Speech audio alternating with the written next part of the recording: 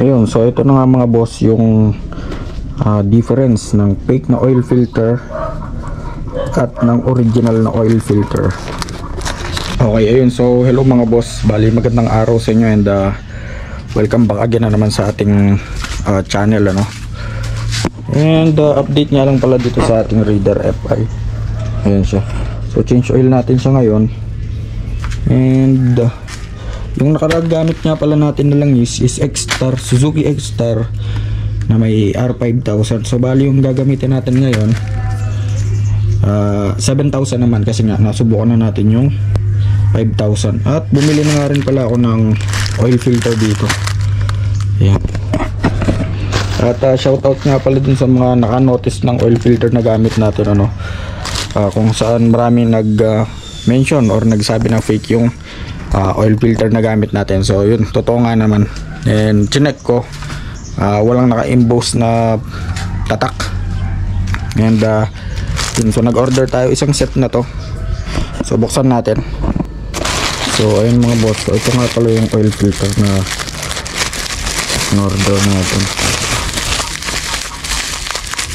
Ayun, para sa mga nagtatanong kung bakit umabot siya ng 400. So kompleto na kasi siya mga boss, pati yung o-ring, dalawang o-ring. Papalitan din natin yan. At i-check natin yung oil filter. So ayan siya mga boss, o-ring. So makikita nyo kapag original may naka-emboss.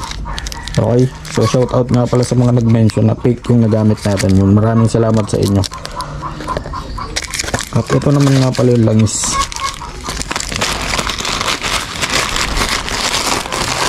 So online ko lang din ito nabili. So ayan mga boss, so medyo pricey ito. So pumalo siya ng 1K plus dalawa. Okay. At check natin yung status ng ating Raider FI, kung ilan na ba yung kanyang odo. Okay, so ayan mga boss, 4140. So need na natin talagang i-change oil to. So although wala pa naman lumabas na oil indicator dito sa baba, pero yan, so need na natin talaga siyang i-change oil. Yan, so mabilis ang change oil lang mga boss. Tulad ng dati, tanggalin lang natin yung drain bolt nya dito, tapos drain natin, and then yung oil filter dito sa kabila 8mm. Let's go.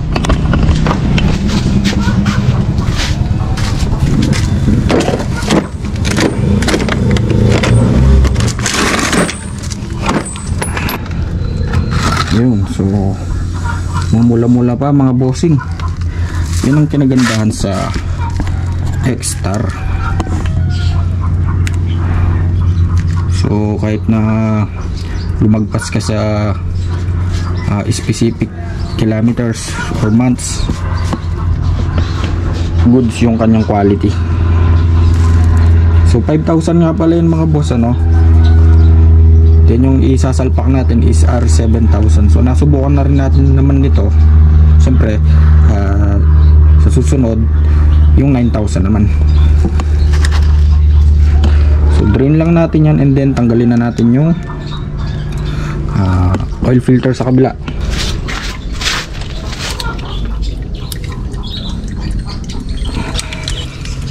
At tips nga lang pala mga boss, kapag kaganyang ayaw ng umikot, then ramdam nyo na nabibilog yung tornilyo, so wag nyo nang ipilit, ano.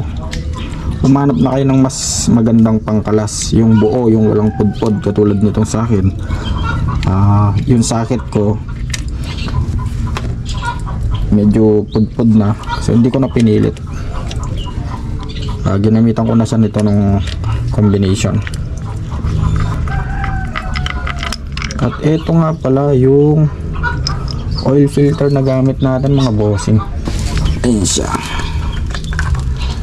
Ayan, so wala nga siyang naka-emboss.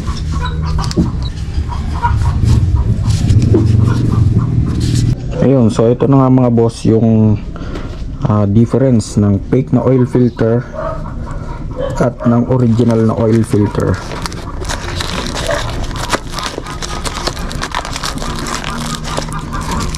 So napakalayo ng difference, ano. Makapal yung original yun yung fake. Ayan, so natutupi. And then yung emboss na dito, yung tatak, ayan, ito naman yung fake. So shout out nga pala sa inyo.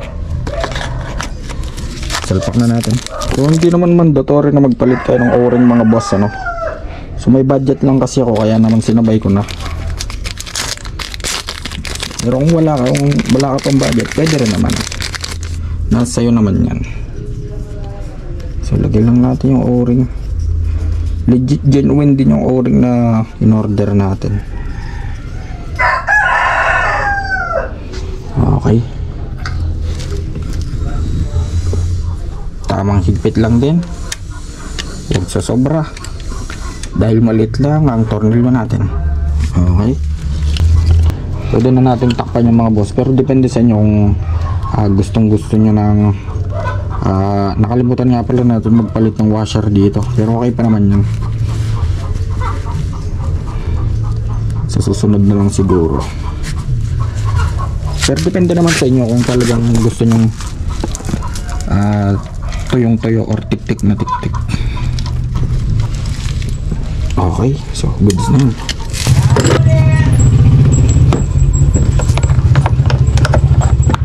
So next naman natin, mga boss, magsasalin na tayo ng langis. Hanap tayo ng imbudo. Ayun, so ito na, mga boss. Para masalin na natin siya ng langis. So tulad ng dati, 1.3 yung kailangan natin. So automatically buhos natin agad yung 1 liter, and then magdadagdag pa tayo ng 300 ml. So before yun, punasan muna natin ng maigi itong ating embudo. Siyempre buksan na natin yung ating oil cap or dipstick. Ayan, X-Star R7000.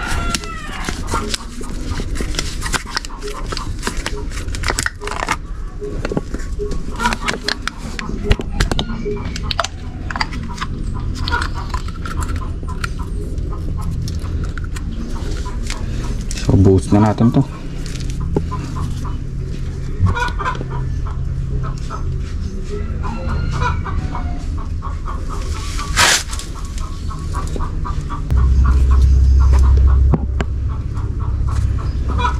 Okay, so tapos ng isa, and then yung isa naman.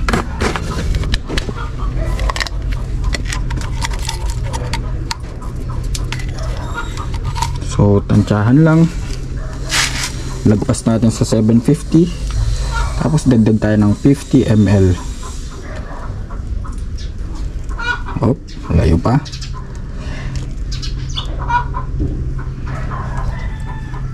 Layo pa rin.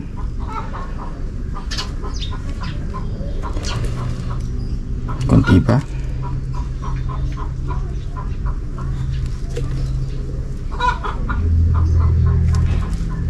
Konti pa. Okay. So yun, mga boss. 250 from 1 liter sinagad natin sa 750, tapos bumawas pa tayo ng konti para maging saktong 300 ml. So goods na yan. Ayun, kung hindi pa kayo sigurado, mga boss, makikita nyo naman dito yan. So dapat naka-level yan dito sa ating F. Yan, pero sa akin goods na yan. Okay, so para sigurado, mga boss, i-check nyo dito yan. Yun, so naka-level naman yung langis sa letter F. Yun, o. Okay, so syempre start natin.